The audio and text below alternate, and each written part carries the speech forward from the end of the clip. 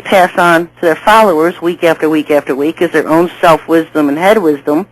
These followers aren't seeking the Lord direct for wisdom and knowledge and truth in all things, so they're basically allowing themselves to be led by false shepherds 100% of the time. They're not being led by the Lord. They're not seeking the Lord himself and saying, okay, Lord, you teach me the truth in all things. You teach me. I'm tired of being led by man. You teach me. And that's what the Lord wants us to do, to be led by him. He is our shepherd.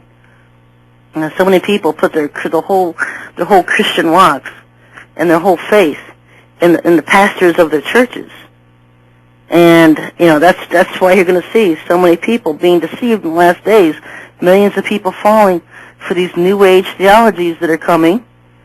These Pat Robertsons that are standing up and telling people that these digital angel chips are okay, that they're not dangerous, that they're not the chips mentioned in the Bible, leading you all the way to hell. So many people, they just, they get defensive. They can't believe Pat Robertson will be a servant of the devil because he says so many good things. Well, look at Billy Graham. Billy Graham gets crusades around the world, witnessing to millions and millions of people at a time, giving them that fast food religion that Satan can come and choke out within an hour, and never producing fruit. It's a 33rd degree Mason. When you're a 33rd degree Mason as Billy Graham, you've already pledged your loyalty to Lucifer. And so what they do is they just lead millions and millions of people astray. And I know there's people that come forward for salvation or accept the Lord's salvation.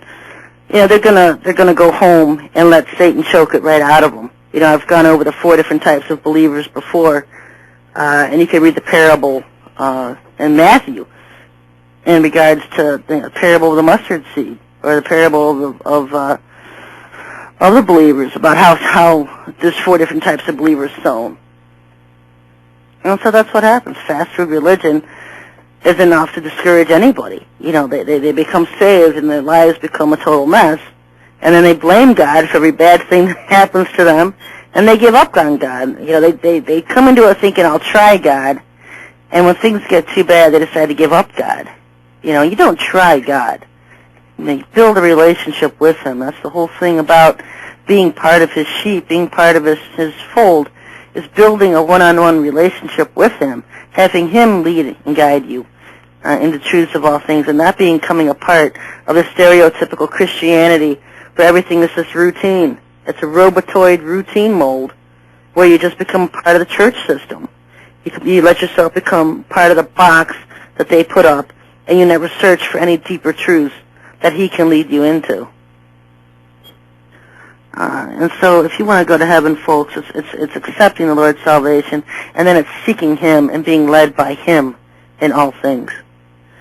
Just the biggest part is building that one-on-one relationship with him so that he can lead you into the truth. He can lead you out of errors. He can keep you away from errors so that he can lead you and he can teach you. If you want to go to hell, I know it's a lot of people that do. I mean, you hear about it all the time. People saying I'd rather be a reign in hell than be a servant in heaven. And so, to these people I'd like to ask, what are you reigning over? Exactly what in hell is there to reign over but flames and stubble? There's nothing in hell. There's no parties in hell. I mean, you can find these people that have given their souls to Satan, signed them over in blood contracts, whatever, and the number one thing they fear the most is death. Now, if hell is such a party place, why would these people be so afraid of death? Because they know it's not a party place. They know exactly what they're up against. They know Satan's purely evil. They know everything, the forces behind him are purely evil. They know hell is a terrible place of suffering and torment.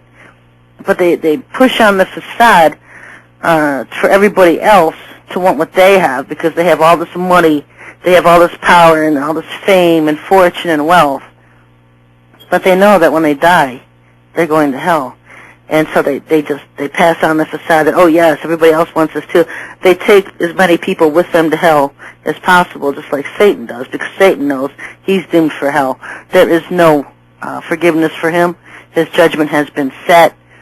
And so a lot of these people that Satan has fooled into believing that since they signed a contract in blood or whatever, selling their soul to him. Sherry? Yeah. You have a caller? Okay, go ahead and put him on. You're up, caller. Thank you. Sherry? Yeah. Hi, this is Eddie in Tucson. Hey, how you doing? I'm doing good. I got a question for you. Is the name Yahweh an attempt to pronounce the what's it called, Tetragrammaton? Tetragrammaton. Well, you know what? There's two different ones. There's one with a YWH, or what is it? And then there's a V and an H.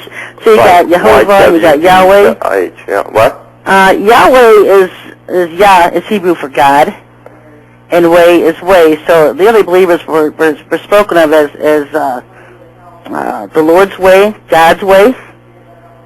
Yeah. Keepers of the way.